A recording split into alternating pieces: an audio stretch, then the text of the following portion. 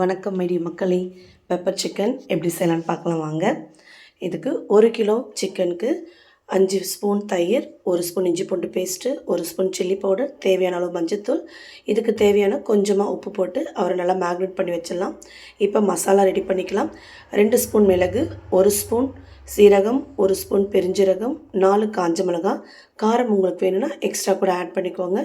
இவங்களை நல்லா நம்ம வறுத்து பொடி பண்ணி வச்சிடலாம். இப்போது எண்ணெய் விட்டு பெருஞ்சீரகம் போட்டுக்கலாம். நான் பட்டை கிராம் எதுவும் போடலை. இந்த ஃப்ளேவரே சூப்பராக இருக்கும். 2 மீடியம் சைஸ் ஆனியன் கட் பண்ணி யூஸ் பண்ணிருக்கேன். அது நல்லா வதங்கணுன்னு ஒரு பெரிய சைஸ் தக்காளி, அவரும் நல்லா வதங்கினதுக்கப்புறம் 1 ஸ்பூன் இஞ்சி பூண்டு பேஸ்ட் ஏற்கனவே சிக்கனில் போட்டிருக்கோம். இப்போ இது 1 ஸ்பூன் போட்டால் போதும். நல்லா வதங்கினதுக்கப்புறம் நம்ம மேக்னேட் பண்ணி வச்சுருக்கோம் இல்லையா, ஊற வச்சுருக்க சிக்கன் எடுத்து ஆட் பண்ணிடலாம். இவரை அப்பப்போ மூடி போட்டு திறந்து வச்சிங்கன்னா இந்த மாதிரி வருவாங்க, சூப்பராக இருப்பாங்க. இந்த ஸ்டேஜில் நம்ம அரைச்சி வச்சுருக்கோம் இல்லையா மசாலாத்தூள், அதை இதில் ஆட் பண்ணிக்கலாம்.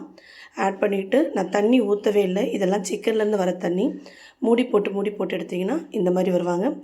இப்போது இந்த ஸ்டேஜில் சிக்கனுக்கு உப்பு காரம் பார்த்துக்கோங்க. இந்த நேரத்தில் நான் ஓப்பன் பண்ணி 1/2 டம்ளர் தண்ணி ஊற்றிக்கோங்க. திரும்ப நல்லா மிக்ஸ் பண்ணி மூடி போட்டுருங்க. ஒரு 5 to 10 மினிட்ஸ் கழித்து ஓப்பன் பண்ணிங்கன்னா நம்மளுக்கு டெலிஷியஸான பெப்பர் சிக்கன் ரெடி. தண்ணி ஊற்றுனதுக்கப்புறம் சிம்மில் வச்சு வேக வைங்க. இல்லை எனக்கு கிரேவியாக வேணும்னா நீங்கள் அதுக்கேற்ற மாதிரி எடுத்துக்கோங்க. இல்லை ட்ரையாக வேணும்னா இந்த ஸ்டேஜில் ஸ்டாப் பண்ணிவிடுங்க. உண்மையிலேயே டேஸ்ட்டு ரொம்ப சூப்பராக இருந்துச்சு.